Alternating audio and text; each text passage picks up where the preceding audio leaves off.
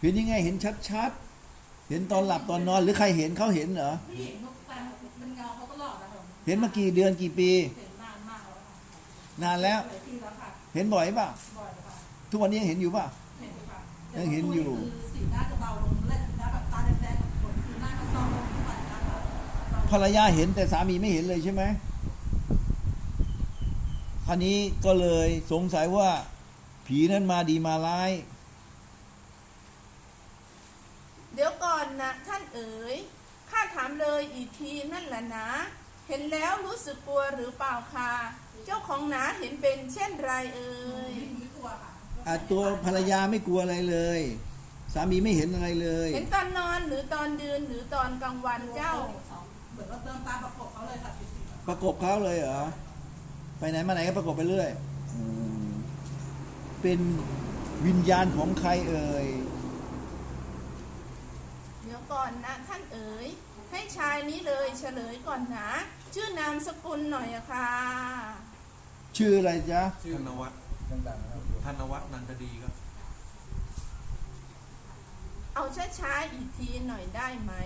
อายุเท่าไหร่กันเอ่ยธนวัฒน์ธนวัฒน์ธนวัฒน์นันทดีนันทดีค่ะอายุ54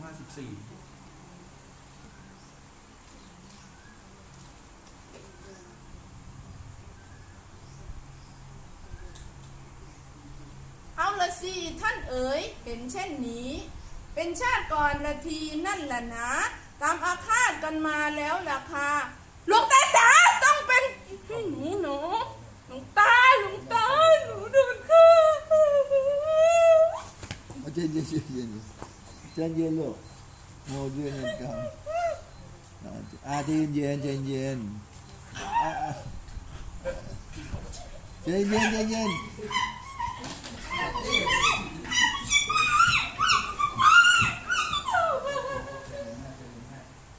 มานั่งก่อนหมดเวรหมดกรรมแล้ว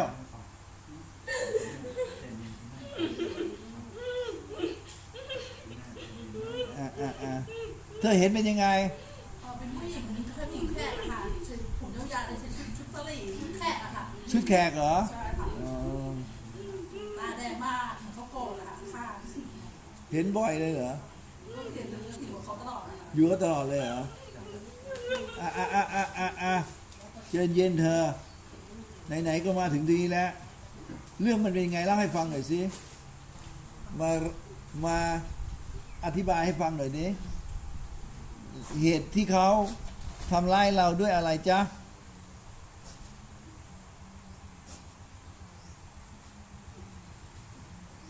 เขาไม่พอใจเราแข่งแย่งชิงดีมรดกหรือเขาไม่ชอบเราที่เราไปทำร้ายเขาหรือทะเลาะเบาะแว้งกันข้างบ้านไหนเราเล่าให้ฟังที่เรื่องมันเป็นยังไงความเป็นมาคืออะไร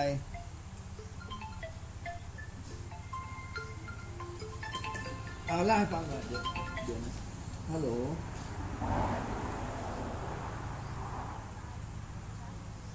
เอาเธอถูกทำร้ายด้วยเหตุผลอะไรจ๊ะ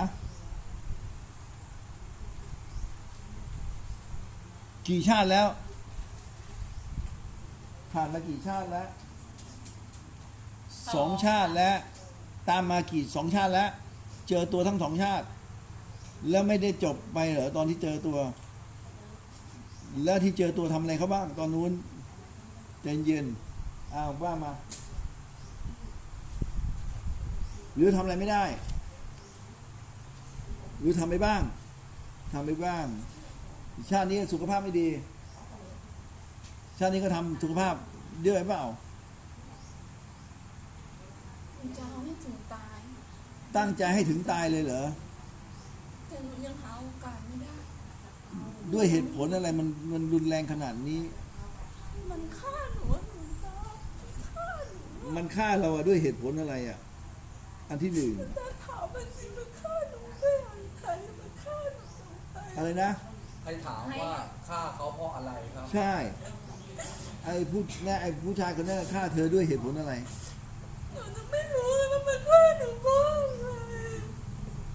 เธอขัดใจอะไรเขาป่ะหรือเธอเป็นแฟนเขามาก่อน แย่งสมบัติกัน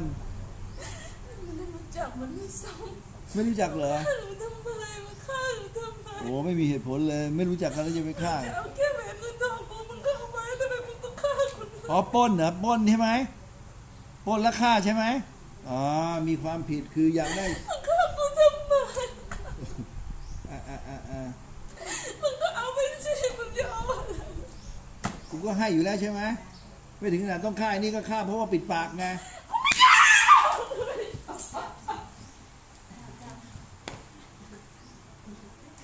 ใจเย็นเย็นใจเย็นเย็นหมดกรรมแล้วเธอ หันมาแล้วมาคุยกัน นี่มันก็เหมือนไอ้เคสนั้นน่ะไอ้มันเป็นเด็กน้อย มันไปฆ่าผู้หญิงคนหนึ่งเว้ยไอ้ผู้หญิงคนเนี้ยเขาไปวัดเว้ยเขาไปทำบุญน่ะและนี่เป็นโจรมันก็ไปเอาเงินเขาเสร็จแล้วมันยังไปแทงคว้านท้องเขาอีกไอ้นี่มันก็เลยตามมาอีกไอ้นี่มันเป็นเด็กไอ้ผู้หญิงคนนี้ก็ตามมากระทืบท้องมันทั้งวันทั้งคืนเลยเนี่ยบอกว่ามันปล้นมันจี้มันฆ่าก็เอาไปไอ้มันปล้นมันจี้ก็เอาไป แต่มันฆ่าด้วยมันเลยแค้นมากเลยมาดีเลยหันมาเลยลูกพอแล้วอย่าไปเสียใจเลยหมดเวรหมดกรรมแล้ว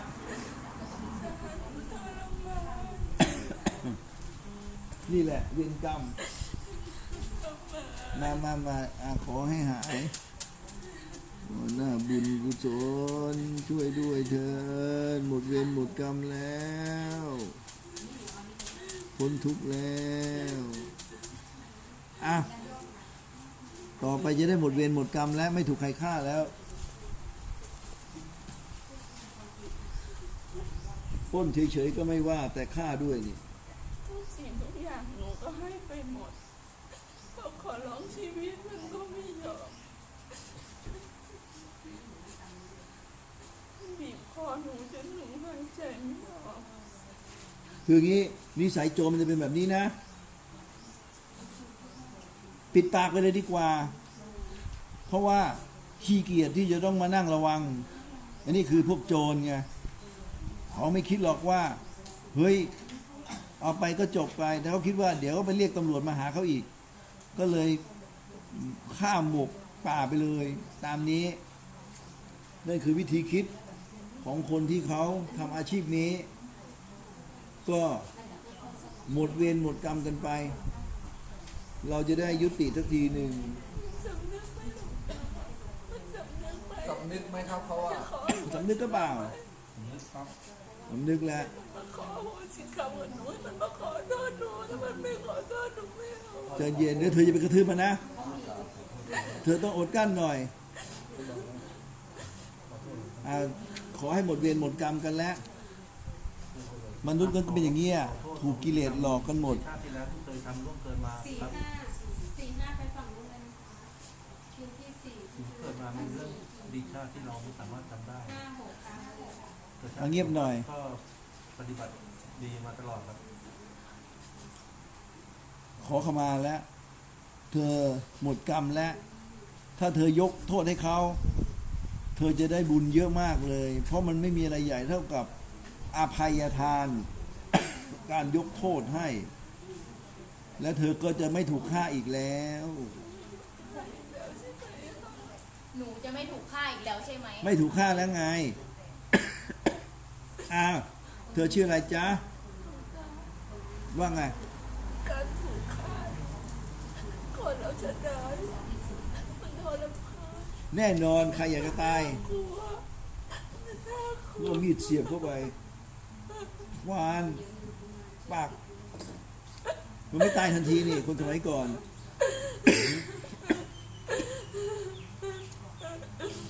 ขอให้เธอหายเจ็บหายปวด หายทุกข์หายทรมาน หายหวาดกลัวได้แล้ว ให้ผ่องใสเบิกบาน หมดเวรหมดกรรมแล้วอ้าวไม่มีใครทำเธอได้แล้วต่อไปนี้ ตื่นแล้วก็คิดถึงบุญกุศลว่าเรา จะหมดเวรหมดกรรมจากการถูกฆ่าแล้วอย่าไปโศกเศร้าเสียใจเอาผ้ามาเช็ดหน้าหน่อยดิกระดาษเข้าใจเธอแต่ว่ามันก็ถึงการเวลาที่จะหมดกรรมแล้วไงถ้าเธอหยุดร้องไห้ แล้วก็ระลึกถึงว่าไม่มีอะไรเกิดขึ้นโดยบังเอิญทุกอย่างมันก็เป็นเวรเป็นกรรมเพียงแต่เราจะรู้หรือไม่รู้ เราก็จะมารู้ตอนที่เขาทำเรา แต่เราก็อาจจะไม่รู้ว่าตอนที่เราทำเขาเนี่ยเป็นยังไงมันก็เลยไปเจอกันอีกแล้วสลับไปสลับมาอย่างนี้อันนี้ที่จะบอกก็คือว่าตัดตั้งแต่ตอนนี้เลยอดีตจะเป็นไงช่างมันเราจะไม่สานต่อและเราจะไม่ผูกพันอะไรทั้งสิ้นแล้วเราจะเป็นอิสระแล้วเข้าใจไหมลูกพอแล้วชื่ออะไรจ๊ะ ชาลีวัน ชาลีวันครับ ชาลีวัน ครับ ชาลีวันจะไม่ถูกใครทำร้ายอีกแล้วจะหมดเวรหมดกรรมแล้วชาลีวันเขาขอโทษแล้วเขาจะขอชดใช้ให้เขาทำอะไรบอกมาเลย20 วันให้ชาลีวันใช่ไหม ครับ บวชได้ไม่ได้ ได้ครับ บวชได้ให้ชาลีวัน20 วัน เรื่องอะไร อ้าว คราวนี้ผมกุมภาพันธ์เขาจะบวชพระ เอาอะไรวะเอาดอกไม้มาขอขมากันหน่อยหนึ่งดีไหมดอกไม้ขอขมา จะได้เป็นพิธีกรรมที่มีพยานว่าไม่ฆ่ากันอีกแล้วทั้งสองคนจะเลิกแล้วต่อกันตามนี้ชาลีวันจะทานอะไร ไม่เท่าแล้วเราจะต้องไปเกิดแล้วเราหมดกรรมแล้วทุกอย่างจะยุติและจะเข้าสู่แสงสว่างแล้วเราจะไม่มืดแล้ว เขาขอว่าเขาจะไปบวชพระให้เลยครับเดือนกุมภา บวชพระให้เลยได้ดีเลย ชาลีวันเขาจะไปเป็นภิกษุสงฆ์ให้เธอเลยอยู่ในป่าเลยใช่ไหมเป็นวัดอ่ะ เป็นวัดครับ เป็นวัดตามนี้ก็ในเมื่อเขาจะบวชเป็นพระแล้ว เดี๋ยวชีวิตมันก็จะเปลี่ยนไปแล้ว ทุกอย่างมันก็จะดีขึ้น ไม่ต้องเศร้าแล้ว เธออยากได้อะไรอีก ชุดขาวชาลีวันอยากได้ชุดขาว ชุดอุบาสิกาตามนี้2 ชุดละกันปล่อยสัตว์ไหมปล่อยอะไรจ๊ะ หอยขมครับ หอยขมจะได้ไม่ขมแล้ว 5 โลครับ ปลาบู หอยขม5 โลครับ 5 โลปลาบูไม่มีแพงด้วย แล้วก็ปลาครับ ปลาครับ ปลาปลาไหลปลาอะไร ปลาไหลครับ ปลาไหลกี่ตัว5 ตัวพอเปล่า 10 ตัวครับ 10 ตัวจบอาหารเลยทีนี้สังฆทาน1 ชุดนะ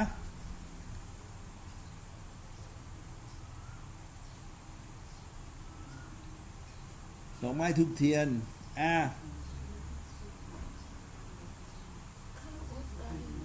ข้าวอบไก่ครับ ข้าวอบไก่ว่าไปเลย เห็นส้มก็ได้ แกงส้มครับ แกงส้มพะโล้ก็ได้ พะโล้ครับ พะโล้หรือขาหมูก็ได้ ขาหมูครับ กินหรือเปล่ากินหรือเปล่า ครับ กินพวกนี้อยู่เปล่า ไม่ครับ ไม่ได้กินตามนี้จัดให้ชาลีวันขนมน้ำเอาอะไร น้ำมะพร้าวหรือน้ำอ้อย น้ำมะพร้าวหรือน้ำอ้อยครับ มะพร้าวหรืออ้อย น้ำจบ เริ่มเมื่อไหร่ เริ่มกุมภาครับ กุมภาเหมือนกัน ไปบวชเป็นพระเลยนะเธอ ครับ ชาลีวันจะได้หมดกรรมแล้ว ต่อไปจะได้ไม่ถูกใครฆ่าแล้ว ไม่จองเวรกันแล้ว สาธุโมทนาด้วย คิดถึงพระพุทธพระธรรมพระสงฆ์คิดถึงกฎแห่งกรรม ว่าขอให้ข้าพเจ้า อย่าได้ไปฆ่าใครก่อนเลย และขอให้ข้าพเจ้า อย่าได้ถูกฆ่าอีกเลย ตามนี้เข้าใจเปล่าเนี่ยเป็นเวรกรรมโชคดีชาลีวัน ให้เธอได้พ้นทุกข์เข้าสู่ทางธรรมด้วยเถิด